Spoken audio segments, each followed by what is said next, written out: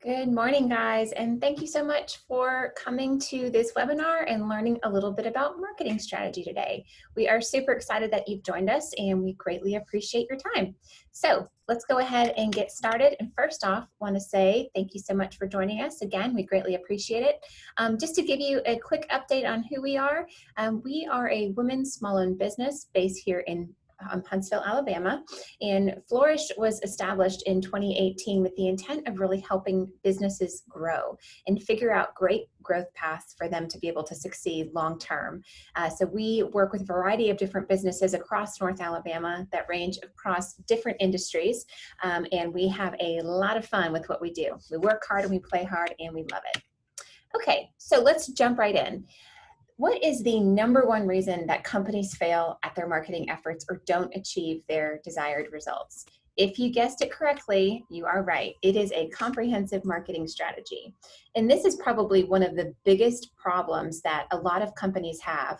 And when we oftentimes sit down with our clients, they will say things like, well, we just need social media, or we just need an email marketing campaign, or we just need to get some billboards out on the interstate here.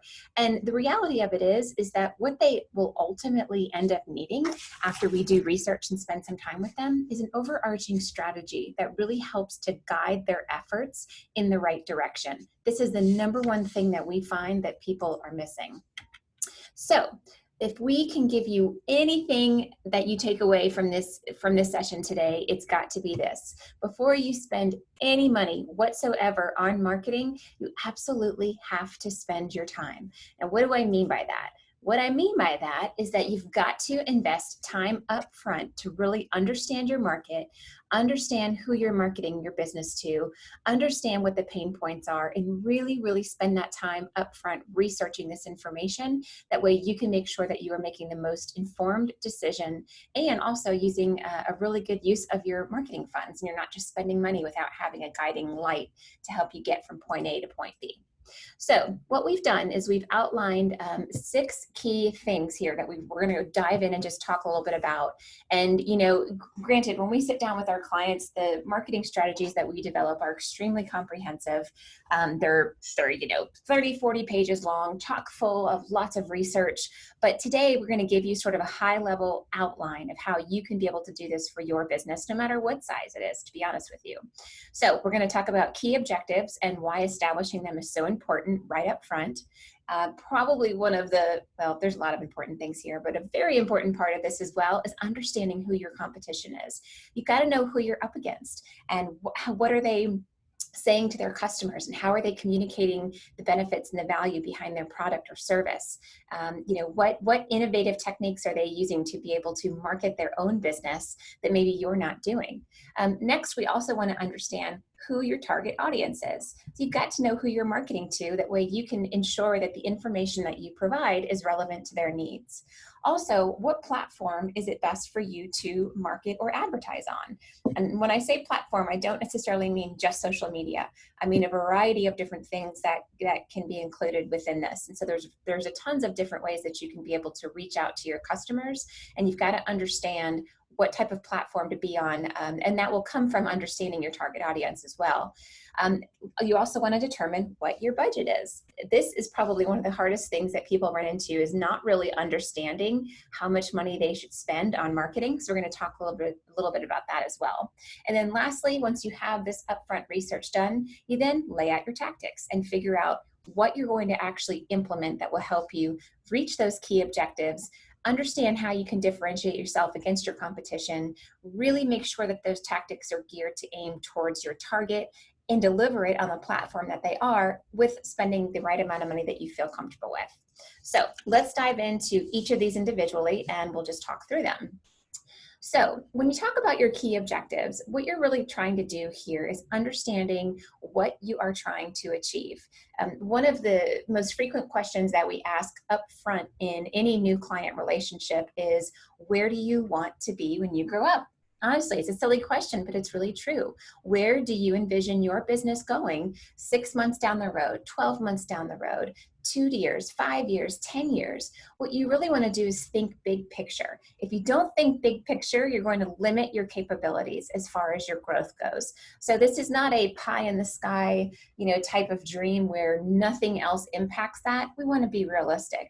But come on, if you want your company to be, hitting the $1 million mark within the next 5 years, that is absolutely an objective that you should lay out. This should also be something that you get contribution from some of your key decision makers within your company as well. If you don't own your company right now, but you perhaps work in a marketing or public relations role, this is really some of those discussions that you want to have with that leadership team. That way you can understand what their vision is to ensure that your efforts align directly with that.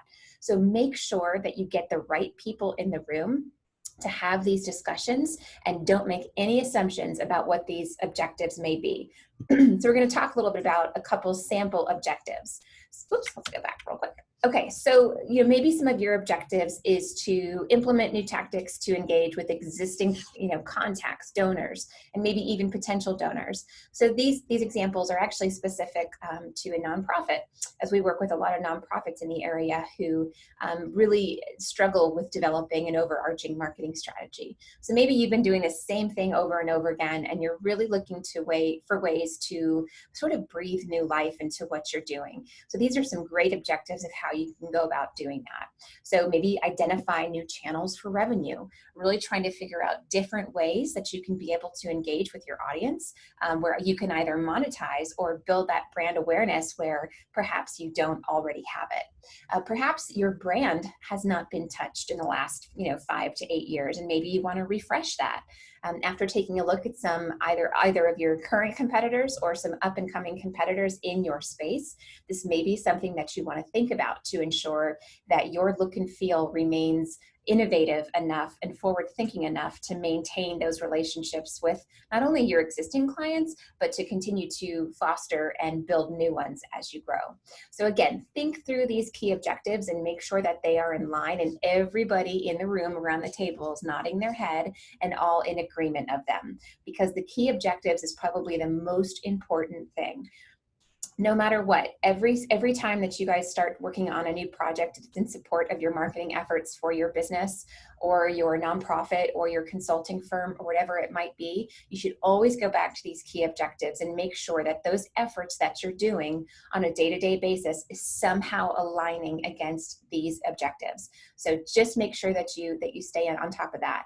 Another thing too, that once you develop your key objectives, that doesn't mean that those can't change. Now, you don't want these changing every week, every month, and sometimes not even every quarter. Because if you invest a lot of money and a lot of time and a lot of resources and a lot of your team's resources into moving towards this key objective, only for your leadership team to completely change their mind and want to go in an opposite direction, that's a problem. That's a really, really big problem. The last thing that you want to do is be working on projects that never see the light of day. You're quickly going to get the energy sucked out of you, and you're going to lose motivation to succeed and work really, really hard, which is why going back to having those key stakeholders involved in these discussions and having that open communication is so important. Okay, so next, let's talk about your competition. So now that you've got your objectives laid out and you know what it is that you want to achieve and which direction you want to go, you've got to also understand who you're up against. So who else is offering your product or service? Can they do it better than you, cheaper than you, more effectively than you? What are the pros and cons between them and you? Oftentimes, you might hear something called a SWOT analysis, which stands for strengths, weaknesses, opportunities, and threats. Sure, this is an approach that you can certainly take. It's just one of many, but this sort of framework really helps you to identify what your strengths are against a competitor, what your weaknesses are against that competitor, what opportunities is the market providing to you that you could take advantage of. So for example, if you know that if you're in the mortgage lending business and you know that interest rates have just dropped, that's a great opportunity for you to leverage that momentum and be able to engage with your audience to help them benefit from that low interest rate through specific campaigns or initiatives that you take on as a company. But you really need to know who you're up against and what makes you different. So if you look at your company and you look at company B and you compare yourself and you guys are really, really similar, But what makes you different is that you have a team that brings a wealth of knowledge to the table that maybe is very differentiated from your competition. Guess what? You should really, really lean into that, because you want to make sure that you sort of carve out your niche. That way, when people are identifying a new business or service offering to engage with, they know which one is going to offer them a better level of service, and then which also one is going to be a little bit differentiated as well. So just keep that in mind. So here are a couple examples of when we look at our competition that you can be able to identify. So this is just an example. So let's say competitor X has a longer reputation in our area, and because of that, have a stronger brand presence within our community. So, okay, you may be a newer company to the area. Maybe you started within the last year, 2 years, but there's some existing companies who have been here for a really, really long time. Yes, they may have more brand awareness, and yes, they may have stronger and deeper relationships because they've been in the community longer, but you could potentially use that to your advantage. Perhaps, and again, not knowing your business, but perhaps the technique or differentiator there is that you are innovative and forward thinking, and not you don't think in a traditional mindset, maybe like some other organizations might. And granted, you have to kind of dig into who these companies are and really figure out what makes you unique, but don't hesitate to lean into that, because that can actually work to your advantage. Another example when looking at your competition might be that your competition has a broader skill set and a more expansive team, which allows them to bid on bigger jobs. So sure, that may be a challenge for you because you can't afford to have, a large team like that. But guess what? If you build great relationships with different freelancers or contractors in the area, you can go after big pieces of business. You just have to do so very strategically. And, let's be honest, you don't have that overhead of having an employee on full time that you may not need all the time. So there's a benefit there. And then also maybe, another company has built a brand to be known for impactful digital marketing strategies, or very, very specific types of things that they can really lean into that they have been well known for, which is fantastic because they've obviously done a really, really great job of carving out their niche. So make sure that if you are wanting to lean in to that very same area, that you make sure that you do a lot of deep research there to understand that even though you both are offering the same types of services, what makes yours unique?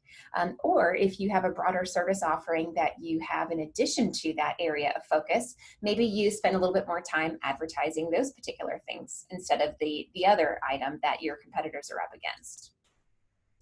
So once we have our objectives figured out and we've identified our competitors and have done our research, we then want to really understand who is our target audience. This is so, so, so important, because if you don't know who you are marketing your product or service to, how the heck are you going to be able to communicate to them in a way that will resonate? So you want to ask yourself questions like, how old are they? And where do they live? And where do they consume their information? Do they spend a lot of their time on Facebook, or do they really like to spend a lot of their time on LinkedIn or reading traditional publications like magazines or newspapers? You really want to do your research and understand as much as you can about these people. Also, if you understand things like their age, and even their race and where they live and their income levels, these are all things that can really help to contribute to how you actually message your product. So for example, if you know that you are selling pool services, and maybe it's a pool, a pool gate system at, transitioning pools from chlorine over to salt water, maybe, pool liners, all those sorts of things. Typically, you're going to be looking at a family that has probably children in their home, which means you could maybe estimate that the couple, or, that the folks that live inside that home, the adults, are probably between the ages of, let's say, maybe 32 and 45, right? I mean, and so then they're going to live in areas that are, in the same vicinity as schools, most likely. So you can really start to kind of drill down and understand who these people are, the way you can be able to speak to them in a language that will resonate against what they're interested in hearing. So again, here's an example of what that might look like. Again, trying to understand what their annual income is, maybe what their background is, where they spend time, again, looking at different social media platforms, things like that. If you're hyper local and you're focused in on, maybe something that, an area that is directly surrounding your brick and mortar dance studio, for example, and you're really looking to just target people in that specific area, that actually makes it a little bit easier because you can be able to hone in on those other businesses in the area or other outlets where those people will frequent, whether that be parks that have walking trails, or local coffee shops, or local breakfast food joints, or even elementary schools and things like that that you can get into and just talk about the education around your dance studio and maybe offer some after school program or something along those lines. So it's a great way for you to get in front of that audience, but you have to know who that audience is first in order to do that. So once you have an understanding of that, then you also want to understand what your platform is. So again, this is a really great opportunity to dive into the analytics that a lot of platforms offer. And again, when I say platform, I don't just mean social media platforms, but this is also understanding if they do, engage with information through traditional media outlets, what websites they often frequent. One thing that is always a great tactic to think about when doing research around your audience is if you have existing customers that you work with, talk to them and ask them these questions. Really try to find out where they go to consume information, what influences their buying decisions and their purchasing decisions, what educates them, and where do they go to gain education around the service or product that they are looking for. Ask these questions and ask them often. Just asking them one time does not mean that they are going to continue like that. They are going to change. It may be that they lean heavily on one outlet, for a period of time, but then they switch over to something else. Going back to that example with the pool service company, Pinterest may be a great social platform for that because a lot of people go out to Pinterest to look for ideas on how on home improvement. So that might be a great place to be able to position our product and build thought leadership around our expertise and what it is that we offer. So this is a great rule as far as platforms to be on that we really want to hone in on, because you can't be in only one place, but you also can't be in all of them. So we have a lot of folks that we work with who think that because certain channels exist that they must be on them. So for example, our boss thinks that we need to be on LinkedIn and Twitter and Facebook and Instagram, and we've got to be heavily active on our Google business page as well. And hey, should we be on Snapchat? It's like, whoa, pump the brakes. You've really got to figure out what is going to work for you and do it really, really well. Oftentimes our recommendation, again, this is just with preliminary questioning and a little bit of research, is that pick one or two social media platforms and do them really, really, really well. You've got to understand how the tool works. You've got to understand the analytics. That way you can be able to tweak and assess your efforts. You can do some A/B testing, which is a phenomenal way to determine what resonates best with your audience, what gains the most engagement, what gains you, the most clicks and the most impressions and all that kind of stuff. And the way that you are able to understand that is being very comfortable with the tools that you are using. So learn how to use those to your benefit and do them really, really well before you decide to jump onto a different platform. Another thing that's really important here as well is that a lot of people think that they have to be on, several social media platforms, but the downside is that if you don't do a social media platform well, it can actually do harm to your brand than good. That's not good. So you want to make sure that your efforts are very strategic and that you focus on quality over quantity. So in talking with this, again, understanding about your platform, here's just a couple of ideas that you can kind of pull out of this exercise to understand how to target your audience where they are consuming information. So do they often stream services, through providers like Hulu and Netflix, or even YouTube? With YouTube being the second largest search engine in the world after Google, that might be a great opportunity for you if you're looking to push thought leadership with maybe some video content that you produce. Again, so understanding if your audience actually jumps onto some of these platforms, what their demographics are, this will really give you a good idea of whether or not you should be there or not. And I do want to mention that we do a deep dive and also offer some social media 101 webinars that you can download for free. And it'll give you a really good overview of each social media platform. That way you can understand what demographic typically uses that platform and what we think is the best option for you based on your business. So if you're wondering whether or not LinkedIn is right for you, or should you spend your time on Facebook, that is Social Media 101 webinar is a great webinar for you to check out because a lot of that information is included there. And of course, you can always reach out to us directly if you have any questions on that. Okay, so next, after we figure all this out, you need to understand what your budget is. So how much are you willing to invest in going after these customers? There's an acronym in the business world called CAC, or Customer Acquisition Cost. This is something that is not that easy to determine, certainly not that easy to determine right off the bat. But in essence, what this represents is how much does it cost you to acquire a new customer. If you don't understand what that is, it's really hard for you to work backwards from that and determine what your budget needs to be. So this is something that you really need to spend some time upfront in monitoring very closely. If you are a SaaS company and you're selling software online or services online or something along those lines, there are great ways that you can be able to track and monitor your conversion rates online. So definitely want to tap into a tool like Google Analytics to be able to set that up appropriately. That way you can be able to measure, some goals that you set within Google Analytics with those conversions on your website as people purchase products.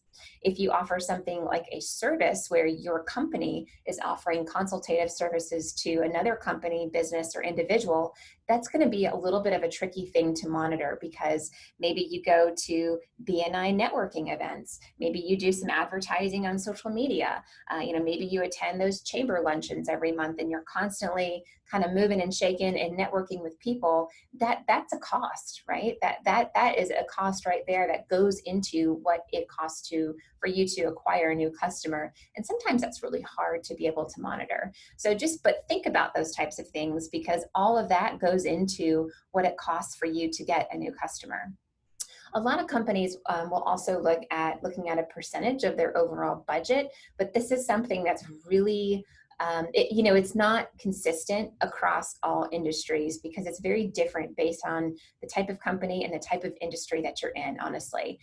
So I would never really say, well, a good rule of thumb is to stick with, 5% if you are, under $5 million in annual revenue. I don't necessarily think that is the best approach, honestly, because everybody is totally different. But this is something that some companies do look at. So. All right, and here's just an example of, what you can do there with kind of figuring out your budget. So again, this being very specific to each company, you really want to determine, what's your return on each of the things that you do, how many people will you reach, what are the hard costs associated with some of the tactics that you implement, which we'll talk about in just a second.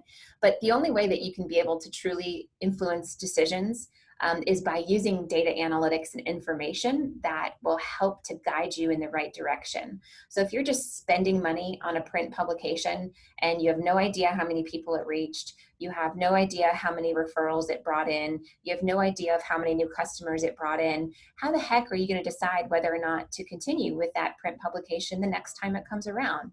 The same thing with digital ads.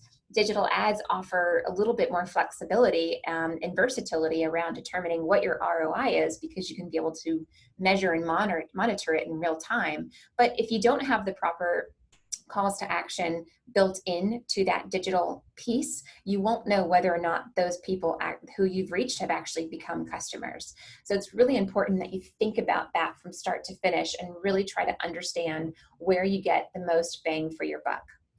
One of the things that we would strongly recommend against too is for you to take a massive budget and try to equally split it across all different platforms. And so for example, and we're going to talk about this shortly, but for example, if you want to do a little bit of email marketing and a little bit of social media and a little bit of traditional advertising, I don't think there's anything wrong with that, but honestly, it's going to be really hard for you to be able to monitor and measure all of those tactics consistently and in parallel. So maybe you try one or two things, monitor them, measure them, tweak them, get them to a point where you feel really, really comfortable. And then the more market research you have under your belt and the more experience you have engaging with your customers, and the more you talk with your customers about how they consume information and really what their pain points are, that's going to help guide you to where those other pieces of the pie should really come in. So just think about that. Don't try to, swallow the whale, as they say. You take one bite at a time. That way you can be able to figure out the best approach for tackling that challenge.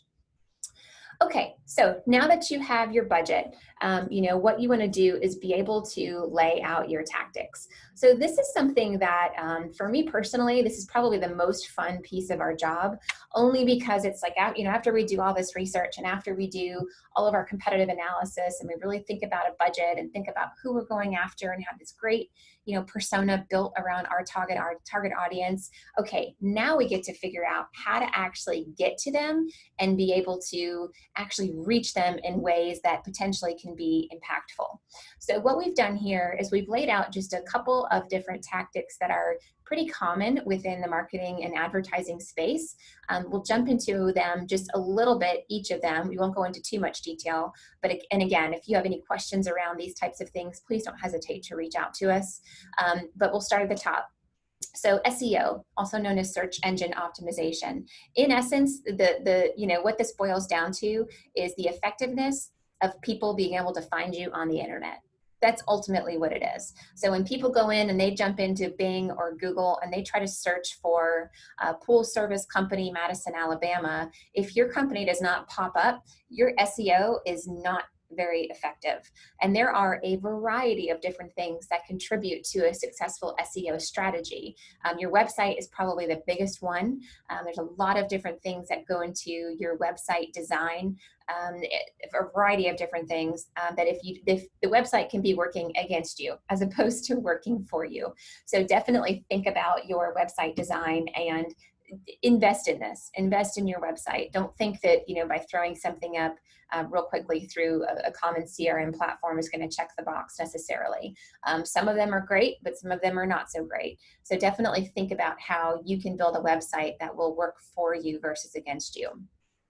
Email marketing is a great tool that we recommend. It's something that's very simple and easy to do, but it also allows you to nurture that relationships with your clients on a regular basis. One suggestion, and there's a lot of suggestions around this topic, but I think the biggest suggestion from our standpoint on email marketing is don't make it about you. No offense, but nobody cares. And I don't mean that to be mean, but people don't want to be sold to.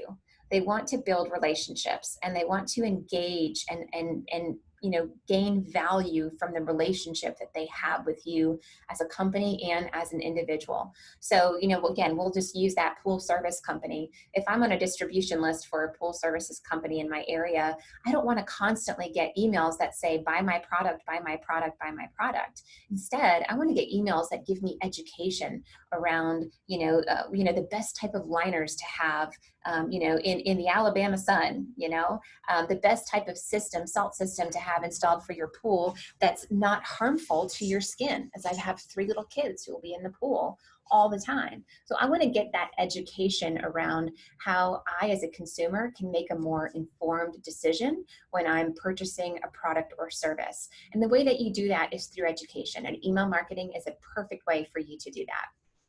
Social media is a huge proponent to promote businesses. And again, depending on whether you are a brick and mortar, your online retail business, your consultant, whatever the case might be, chances are social media should be in your marketing mix, period. Again, this does not mean that you spread that peanut butter super thin around every single platform. Instead, you pick 1 or 2 and you do them really, really well. But again, chances are, if you are a business looking to engage with a consumer, you should be on social media. And just a little fun fact, research has shown that when people go out and they try to research or learn about a new business, they do one of two things. They either jump over to Google or they look you up on Facebook, bottom line. So if you are not on either because your SEO is poor or you don't have a social media presence, that is not a good thing. So you definitely want to fix that. Public relations is another area of focus that we especially love so much.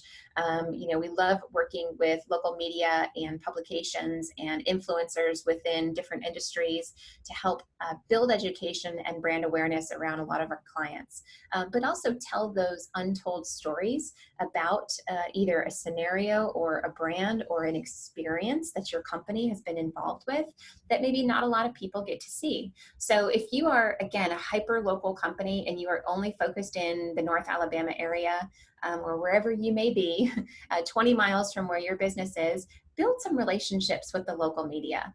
That includes, local influencer magazines, event magazines, the TV stations, radio outlets. If you have local influencers who focus in on, let's say, the restaurant scene or the retail scene, build relationships with those folks and really start to share information with them that you think might be relevant to them. This is something that can be extremely powerful if done right, because you're able to build organically your reach and the amount of people that will actually hear your message through a third-party outlet, which is great. It lends a lot of validity to who you are as an organization. So definitely spend some time on public relations. Traditional media, some people think it's dead. A lot of it is still alive. So whether that be, print publications, magazines, newspapers, again, event and lifestyle magazines, billboards, radio, there's a lot of different things that you can do from a traditional standpoint.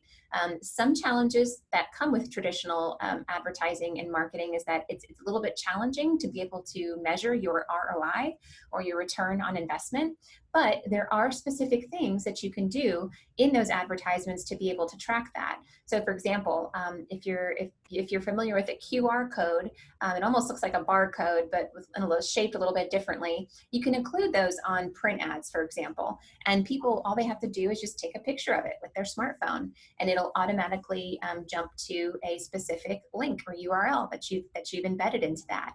That's something that we can help you with. You'd be surprised at how easy it is to actually come up with those. It's not challenging. You don't have to have a designer to be able to do that. So if you've got questions around that, just let us know. But you can be able to implement measuring tactics within each of these things specific to traditional media. You just have to think through it and get a bit creative. Memberships is also a great one that I love. So if you are a subject matter expert in your field, really look into those associations or memberships that you can be engaged with and start to network and promote yourself as an individual. Again, if you are a small business owner, this is really, really important because you want people to think of you in parallel of thinking about your business. So you've got to be able to push yourself out there in a way where you really start to build your brand awareness. And one quote that I heard not that long ago, which I love, is that no one will hear your music if you don't toot your own horn. And that's not to say that you're constantly giving yourself a pat on the back, but if you are a small business owner and you're really trying to build your reputation, you've got to put yourself out there. You have to, because no one else is going to do it for you. You've got to do it for yourself. So really spend some time in researching what these memberships and organizations look like, and also too what you gain from them. Make sure that you're not just joining an association or membership for just to check the box and get the logo on your website. Make sure that it's actually giving you something in return that is benefiting you as an individual and as a business. Events are a great way to engage with your clients one-on-one and really build some awareness within your community. So they are very specific to specific events and types of businesses. They don't work for everybody.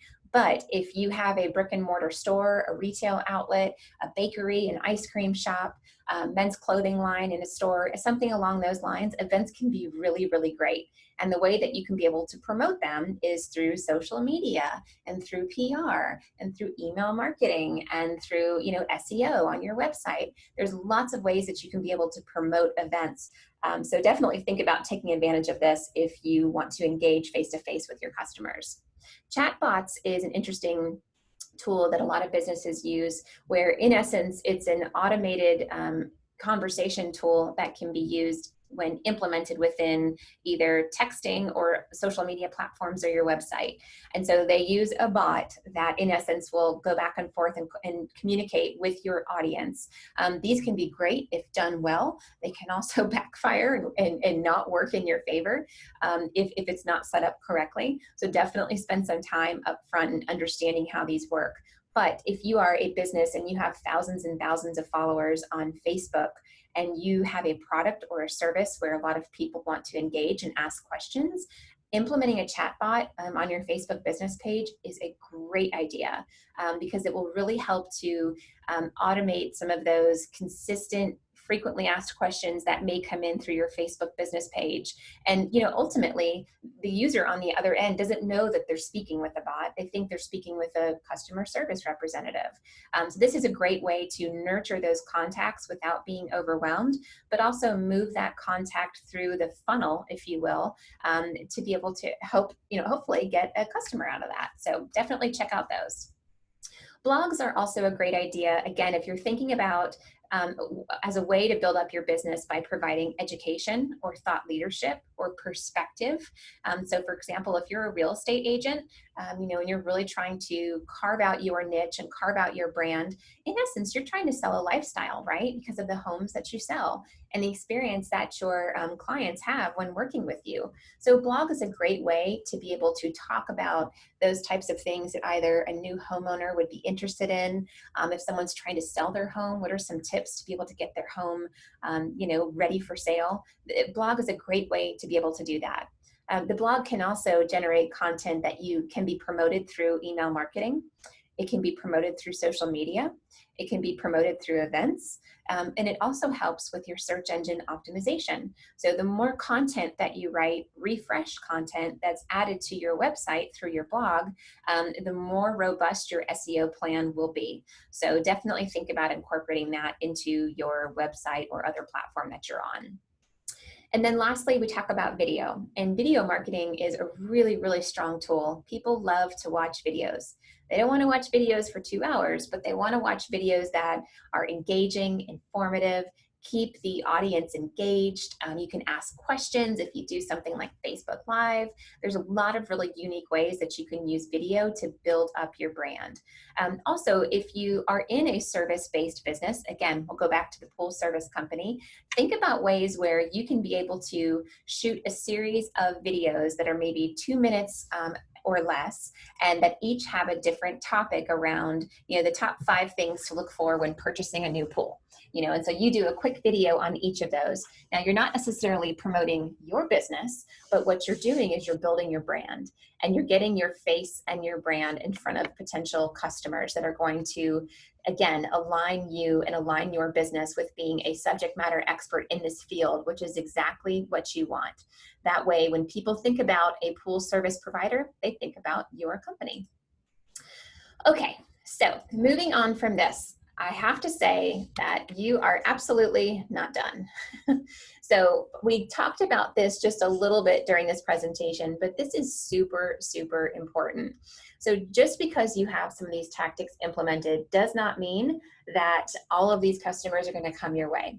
If you build it, they will come. That is absolutely not the case. You have to make sure that you monitor and you measure and you tweak and you adjust and you pay attention to what it is that you're doing. That way you know what efforts are yielding the greatest return, okay? You've got to understand how things work. And if you don't understand how things work and what is giving you the greatest return, how the heck are you going to make informed decisions? How? To be able to figure out what works best. So if there's one thing that we would want to strongly recommend as it relates to monitoring and measuring your tactics, use analytics.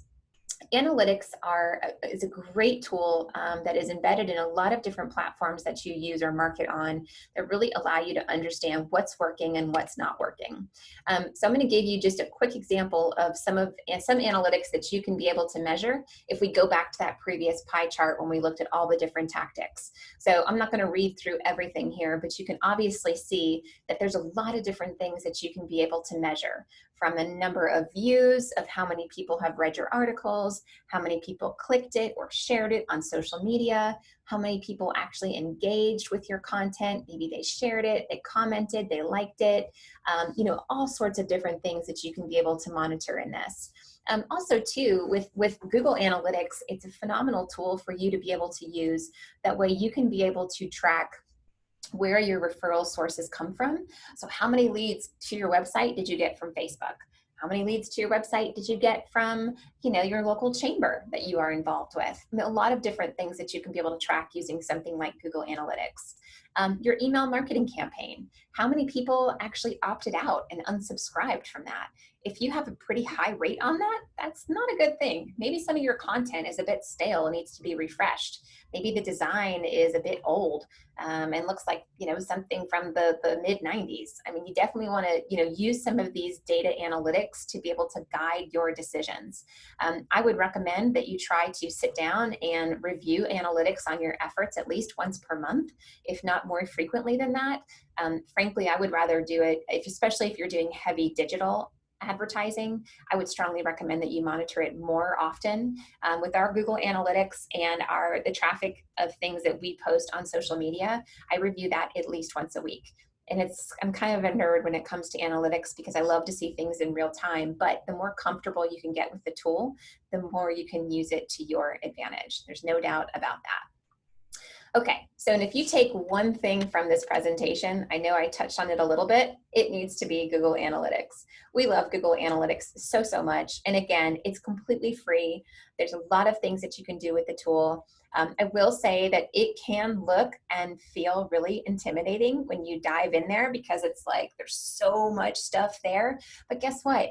Google offers a ton of classes and courses that you can take for free to be able to learn how to use this tool. So if your business is 100% online, you have to have Google Analytics. Like there is no option. There is no option.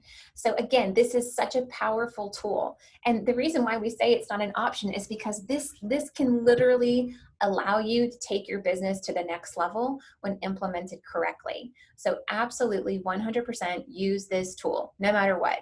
And even if you're not in online business 100%, this is still an extremely powerful tool. If you do any sort of advertising or marketing on the interwebs at all, implement Google Analytics. Trust me, it's going to be your best friend once you learn how to use it.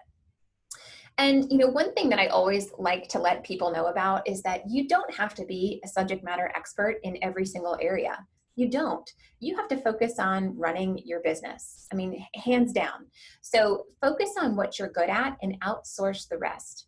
There are so many different resources where you can be able to find folks to come on board to support a project that you're working on, or whatever the case might be, and you can work with individuals from a freelance or contract basis for very inexpensively, to be honest with you. So if you need to generate a lot of content, let's just say you want to generate a lot of blog posts, maybe 3 blog posts a month for your business, sit down, spend some time on an outline of what maybe some of those topics might be, and then you can identify a freelancer or a contractor who's a copywriter, and that is their area of focus. There's a great resource called Upwork, UPWORK, Upwork, that houses a ton of different freelancers and contractors that you can post a job out there, which you can get uploaded within just a few minutes, and be able to have somebody apply for that job within an hour and have that project done within a day. You would be amazed at how many resources are available to you. So don't think that you have to do everything yourself. Focus on running your business and outsource the rest.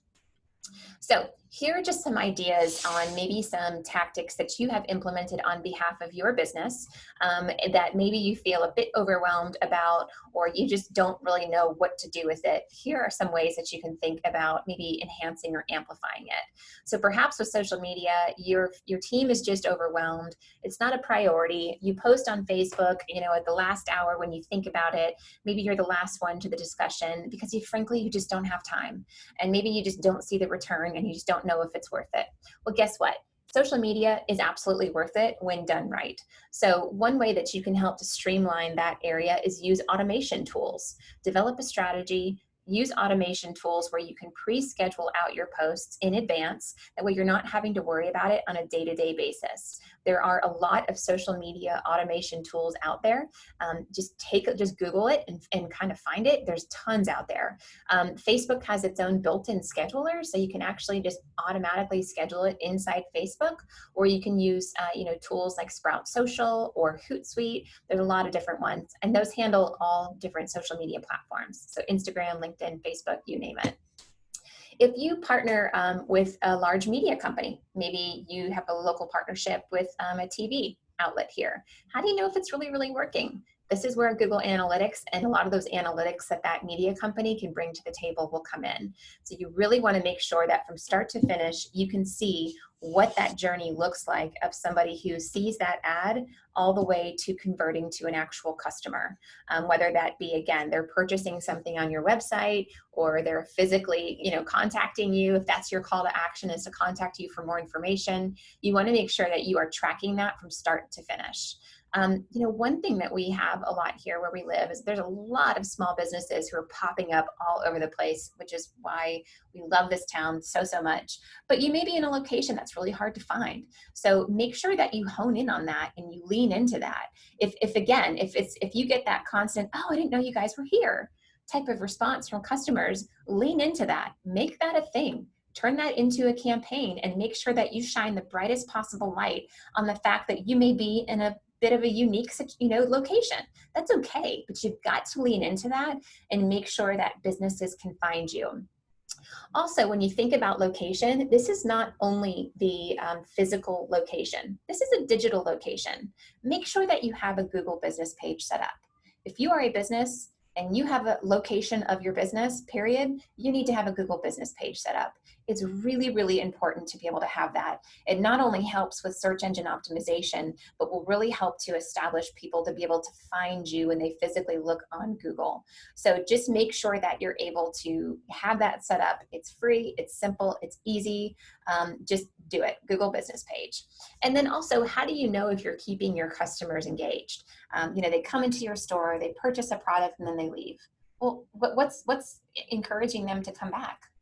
What are you providing to them during that experience that is incentivizing them to come back into your store or continue that relationship with you? If you do have a brick and mortar, let's just say it's a retail outlet, and somebody comes in and purchases a shirt, how do you know if they're going to come back to you? Ask them to be part of your club, of your email newsletter list. Give them a punch card, give them an incentive to get there. Tell them to follow you on Facebook for 10% off their next purchase. There's a lot of different things that you can do there to encourage that person to continue to engage. You just have to think outside the box, but then also think about, what does your customer want? What's going to incentivize them to come back into that store and purchase something else? So just think through it, put yourself in the shoes of your customer, and trust me, you'll figure out something. All right, so this was a lot of information here. Hopefully this wasn't too overwhelming for you guys, but we absolutely love marketing strategy. We do it in our sleep. We love, love, love working with our clients to build out foundations for growth, and we are happy to answer any questions that you may have and help you on your journey for growth. So please don't hesitate to reach out to us if there's anything that we can do to assist you with your marketing efforts. And again, we thank you guys so much for joining us today, and be sure to check us out online when you get a chance. Take care.